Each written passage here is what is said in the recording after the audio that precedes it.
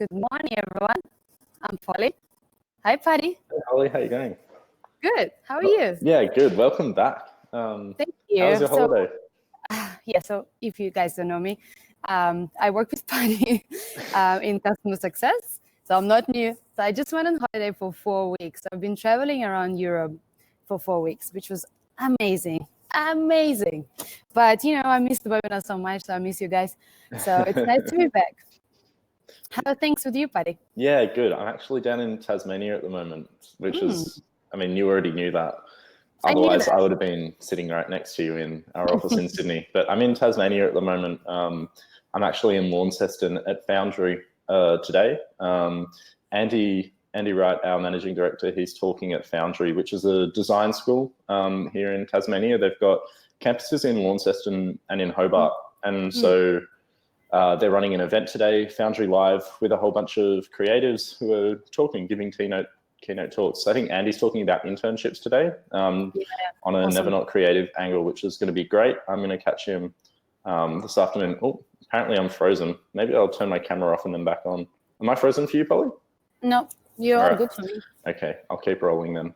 But yeah, no, I'm good. So I've had the weekend and a few days working down here in Tassie, catching up with some of our clients, which has been great. It's been, well done, Patty. It was really warm on Friday, and then it got kind of cold again over the weekend. But I was so ready to come back for hot summer. I thought in Europe, obviously, it's like 35 degrees, 30 degrees, and we come back and it's just 15 degrees. It's still warm, but it's holding off. I feel like soon it's just gonna go nuts and summer will arrive. But it's good. Everything runs at a slower pace down here in Tasmania, so I'm enjoying that. Come back soon. Yeah, tonight. Yeah, I'm flying back tonight. I'll see you. I'll see you tomorrow. Yeah. So we should do the webinar, I think. Yeah, we can do that. I suppose there's 20 people here wanting to talk about Xero. So I wanted to show you pictures from my trip, but maybe next time. Yeah. All right. So welcome, guys. Welcome, everyone. Today's session is very focused on one feature of Streamtime, which is Xero and Streamtime integration. So I assume you all using Xero or thinking to start using Xero, exploring your options. This webinar is perfect. If you're unsure of what this integration can do, or you're just looking to revisit your processes around invoices, or just checking out this integration, it's a perfect webinar for you guys. We thought it's a good idea. We've never run that before, so we usually focus on integrations in general, but this topic is very focused on just Xero and Streamtime. Yeah, we're going to be looking at setup. So from start to finish, everything you really need to know about that Xero integration, looking at setup from a back-end point of view, what you need to know, what the best things are to kind of leverage the integration to make sure that you're going to get smoothest results, and then putting it into practice, talking about where it kind of shows up in Streamtime, working through expenses, invoices, and then on reporting as well at the end. Yeah, awesome. So let's do a bit of a housekeeping now. I could see everyone's really active here. Hi, guys. Feel free to introduce yourself, say hi, where you come from. If you have any questions or suggestions around how you use Xero or any concerns, just shoot them through. We're going to go through them at the end of the session. But yeah, that's pretty much it. What do you think, Patty? Should we kick in? I think it sounds good. Yeah, let's kick off. Great to see so many faces. I know. New Everyone's and so old, active. say hello. Everyone's just happy to see you back from your holiday, Paul. Stop it, guys. Stop it. Alrighty. All right. So let's talk about setup. How do you set up Xero and Streamtime integration? It's actually so easy. Can you see my screen? Yes. Wonderful. Can you guys see the screen? Yeah. Great. Fantastic. Cool. So setting up the integration is easy. It's really easy. Come into your menu, we're going profile and settings, and integrations is the last option there. Now, you can find integrations with all sorts of things here. You've got your API, way ahead, which is business reporting, and then a whole bunch of other tools that you can integrate through Zapier. But at the top here, we've got our accounts packages, and Xero is the first.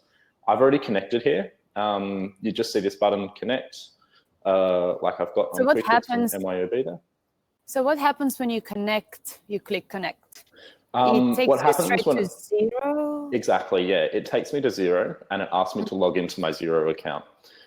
Once I do that, it throws me back to Streamtime here, and I'm brought back to this page, and I'll see that, yep, the connection's successful, and I can test that by looking at my account codes that I've got here. So we can see it's asking us for our default revenue account and expense codes here.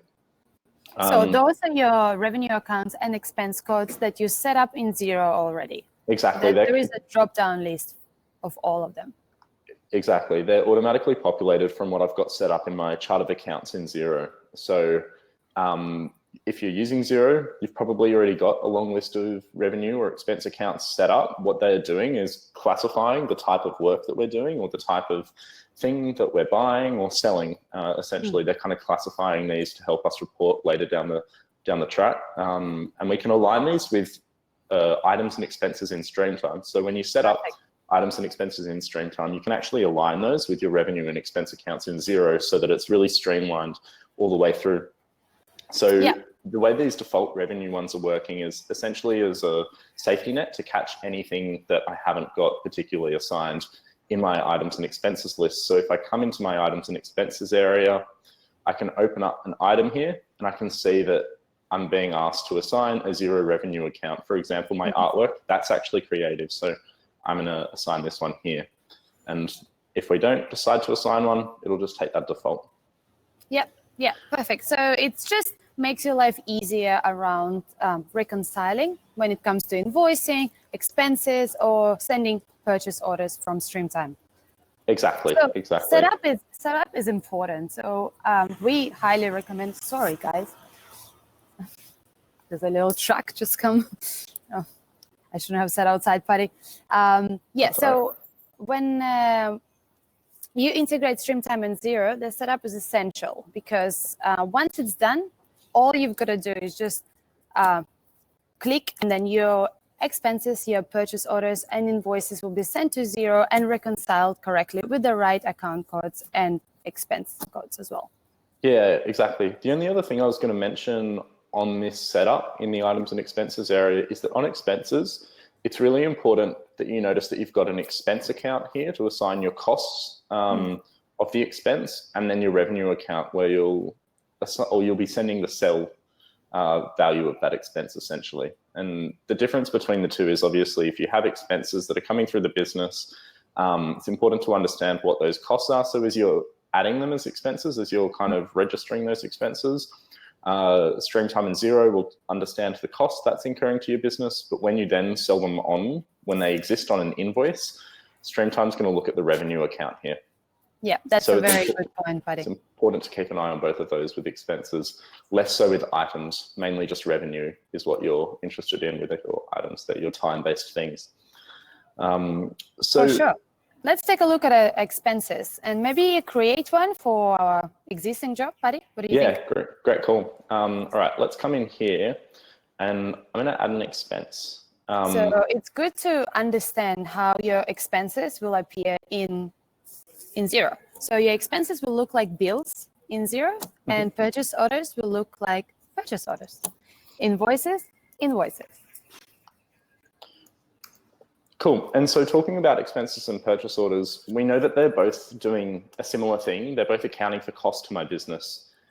The difference between those is that expenses are a more lightweight way of tracking those costs, and purchase orders are a bit more heavy in that they'll actually generate a PDF, which I can then send to a supplier.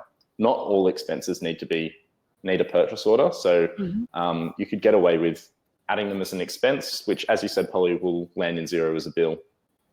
Now, here I'm just going to add this expense. Some photography we need for this job, 3 days at a daily rate of $300 a day. We'd like to add a 15% markup on here. Perfect. So this expense can also be saved in your master list of expenses and items in profile and settings with a markup already. If it changes, that's cool. You can change it within the job plan, like Patty just did. Exactly. Now, before I can send this expense to Xero as a bill, I'll need to add a supplier. Let's just say a maybe Chunky Dave is our photographer. You can see now at the bottom here, I'm permitted the option to send it to Xero. So I might do that. And you'll see once I click that, I can now, if I do edit this expense or this bill, I can make the changes and then send those to Xero. You'll also notice that we stamp it at the top here, indicating that it's been sent to Xero. So if I click that, are you able to see that new tab that's just opened? Or do I need to? No, I only see the Okay, I'll open up. one. Here we go. I'll open up this new tab here. Awesome. Perfect. Oh. So this is how the expense is landing in Xero. As you can see, it's a bill. I can see the quantity that we've got and what the unit price is, giving us the total here. I can see the account code and the tax rate that's being applied here too. Now, one thing to remember with how we're working with tax when we're set up with the Xero integration is that tax rates are aligned with the account codes that we're using in our chart of accounts. So Streamtime doesn't really see those. All of the expenses that you'll add in Streamtime are tax-free essentially. But you'll be trusting that the tax rate will be assigned to the account code that's selected there. Exactly. So let's jump back into Streamtime, Paddy. Cool. Should we convert an expense to a purchase order? And yeah, let's do it. See what happens.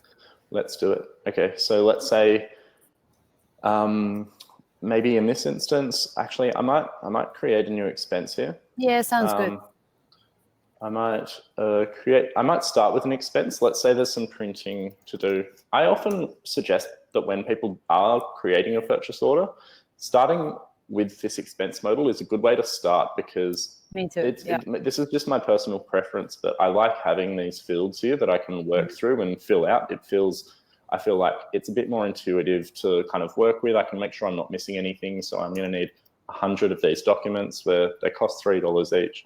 But we apply a markup on those. A1 posters, I'll add our supplier details. Maybe we've got a printing company in here. Cool. So if you don't know what Paddy's talking about, you can actually create a purchase order from going to the create button and create a purchase order straight away. But as we said, it's better to start from expense here so you can add that information. You can have a better control, I guess. And then convert it to a purchase order. Exactly, yeah. So there are two ways you can really get that purchase order made. And one is through this expense modal, which I can now convert to a purchase order. You can see there down the bottom. And the difference between those two is that I just find that modal a bit easier to work with as opposed to getting thrown into this form and then building it out. I find it a bit nicer, a bit of a nicer experience. Yeah, I completely agree. Yeah, cool. So this is my PO. I can see here on the PO, I've actually got the option to indicate the expense account that I'm going to be copying this one to in Xero. And this one I'm going to apply as printing and stationery there. It's a print job. I can also see the expense account that Xero's applied for me there too, which is great. I don't need to worry about that. We're seeing the cost here on the purchase order itself. Of course, this is going to our client or our supplier, sorry. On the right-hand side here, I can see the markup that's applied to give us the amount that we'll be selling this to our client for. Cool. I can send that from Streamtime, and then I can copy it to Xero. Very similar to... Sorry, you can download it as PDF and use your email to just send it and then copy it to Xero as well, whatever works for you. Totally. Whatever process you've got there. Exactly. Very similar to how that one has gone to Xero. I can see that purchase order. I'll just open up that tab again. I can see how this purchase order has landed in Xero. It's a PO, not a bill. And this one, because I haven't actually sent it yet from Streamtime, I haven't sent it to the client. It's in here at the moment as a draft PO. If I had already sent that to the client, then we would consider it a sent PO that doesn't need approval. You can see down here, Xero's asking me to approve that. It's because it's currently a draft. So yeah, just understanding the difference between those two and understanding that clicking send there or sending it to the client in Streamtime will cause it to land in there with a different status. Can you mark it as sent from Streamtime, Paddy? Yeah, sure can. Actually, I don't think so. I think I actually have to send this one. Send from Streamtime. Yeah, Yeah. good to know. That was a trick question. Sorry, I didn't mean to. Jeez. I'm back. I missed all you, right, Polly. so Really missed you. let's invoice. Let's create an invoice. Sounds good. All right, so coming up here, let's create an invoice. Now, as we know, we've got a few different options to invoice. Let's just use the quote in this instance. Sounds good. Let's say everything went to plan. Well, actually, no, I'm not going to use the quote. I'm going to delete this invoice and use the job plan because those expenses that I just created won't be under quote. So let's use the job plan here.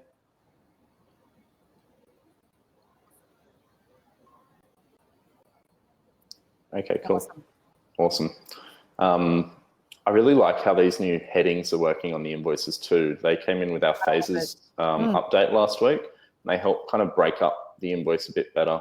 And make it a bit more neat, I guess, and organized. Much and more easy legible, to read for the client, yeah. Totally. Cool. So on our invoice here, Polly, as you can see, just like on that PO, I've got my sales revenue codes here that are coming from Xero, and I can see what would have already been assigned. You know, given that I've set up those items in my items and expenses area and I've assigned the right revenue codes, I'm using those items on my job. Streamtime is going to use the set revenue code that we've got in that back end here, along with, again, that tax code that's applied or assigned with that code in Xero. If you do have to make changes on that invoice as well and add a new line item, perhaps, you won't be able to send that invoice to Xero. It will ask you to choose the right account code for this line item that you just created. Perhaps it doesn't exist in your items and expenses yet. So this is just another safety blanket for you to then copy to Xero correctly. Yeah, exactly. So that's if you are making changes just to this invoice. Cool. Now, there are a couple of things that people like to do with their invoices that will actually impact how this invoice lands in Xero. And when I say that, I'm talking about merging line items. What are the implications, or what are the best ways to kind of work with that, Polly? Do you want to talk us through, you know, if I did want to, for example, absorb these together by merging them, what are the implications here now for? So if we merge line items together on the invoice, their account codes will merge as well, I guess. So when you send this merged invoice to Xero, you will only see the account code of the first line item that you merge into. So it creates a bit of a confusion there. So obviously you guys want to make this invoice pretty and more organized and perhaps merge some line items together. At the same time, you want to make sure all your line items are connected with the right account code. So it's important to understand how it may work. So if you do want to merge line items, but you want to keep the account code separately, we recommend sending those invoices before sending it to the client, sending it to Xero as a draft invoice with the right account codes that you see in Streamtime. But if you merge it, as I said, it won't look the same. So we can go back to that Streamtime invoice and merge it later and then send it to the client. So your invoice in Xero already exists with the right account codes, and then the invoice for your client looks the way you want it to look. Exactly, yeah. Great. And if you just be wary that you could then send the changes to Xero, which would overwrite how that's currently sitting in Xero too, with those assigned account codes as well. So if that is something you're interested in doing, then that's just the best way to kind of go about that, the best way to navigate that and be wary of it. It's something we see a little bit, but often, some people prefer to keep these separate and then send them, or they're not too fussed, or the things that they're merging will tend to fall into the same Xero account code either way. So it doesn't really matter that they're contained on the same line item there, I suppose. Yeah, it's completely up to you. And I wanted to point out another thing, Paddy. If you send an invoice, bless you. If you send an invoice to the client by downloading it as a PDF from Streamtime, it won't mark it as sent in Streamtime. So you will have to mark it as sent and then copy it to Xero first. So it does have the same invoice status in Xero. If you send it as a draft invoice, it will look like a draft invoice in Xero. So it's just good to stay consistent in that and understand what invoices actually have been sent or what invoices are actually drafts. And I'll just share my screen so we can look at how this invoice is sitting here, this one that I've just copied across. It is currently sitting as a draft. As you can see down the bottom here, I'm being asked to approve it. Now, as you can see, with the introduction of those headings as well into Xero, they are just working as a blank line item here on that invoice. Discover was the name of the first heading there that's sitting on that invoice. Obviously, there's no information against that. It's merely just text. There's no subtotal. So we're kind of treating it like we would treat the title of that invoice, as we can see at the top here, which is taken from the job name. There's a blank invoice line item there too. Cool. Now, what I might do is I might approve this, let's say, and I might even record the payment against it in Xero.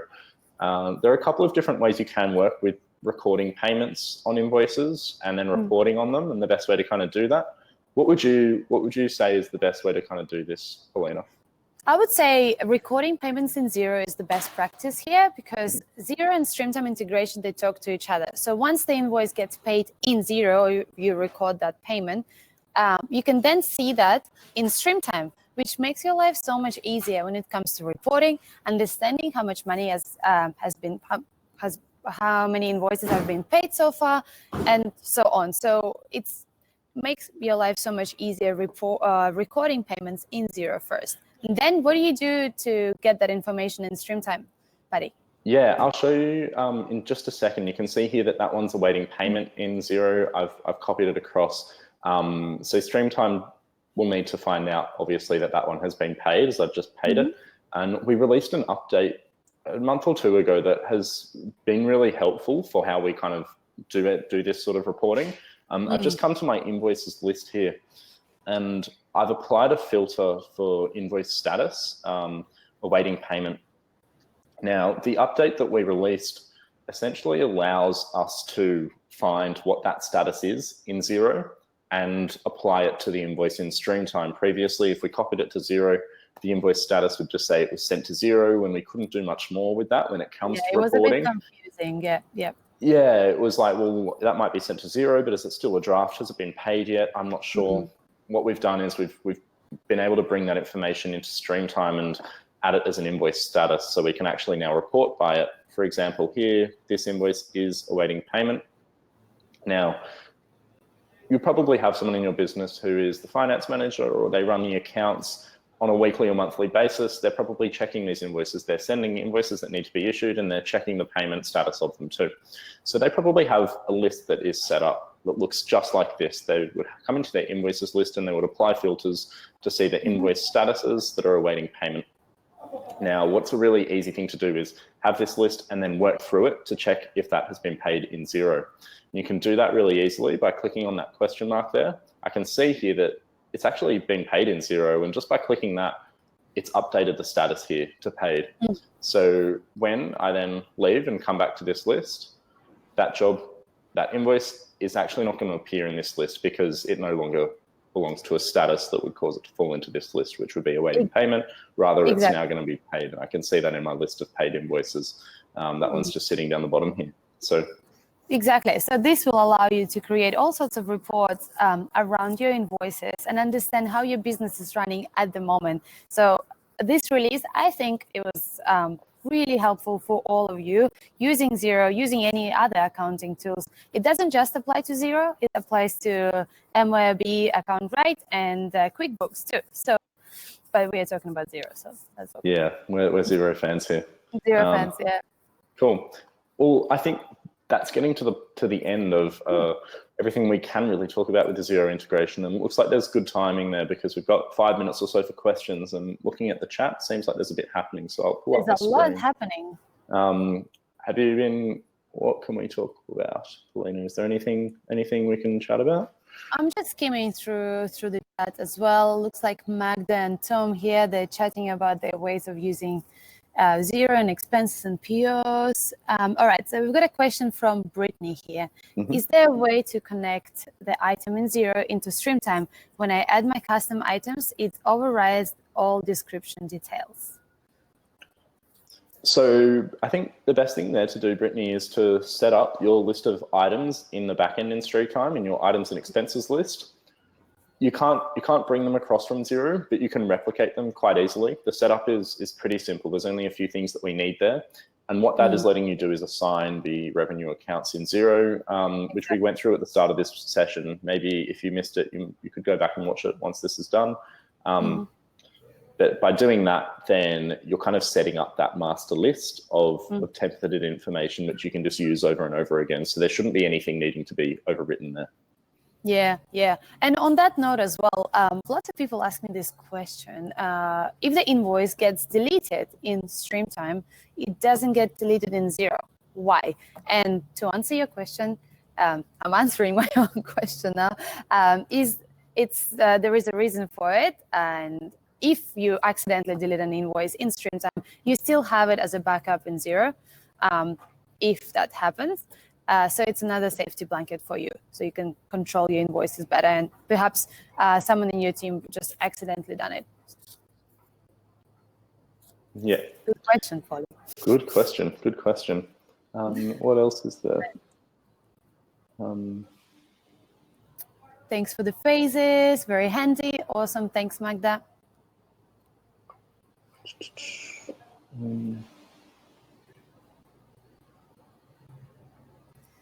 Okay, Tom's got some suggestions. Tom, I'm going to talk to you about it later.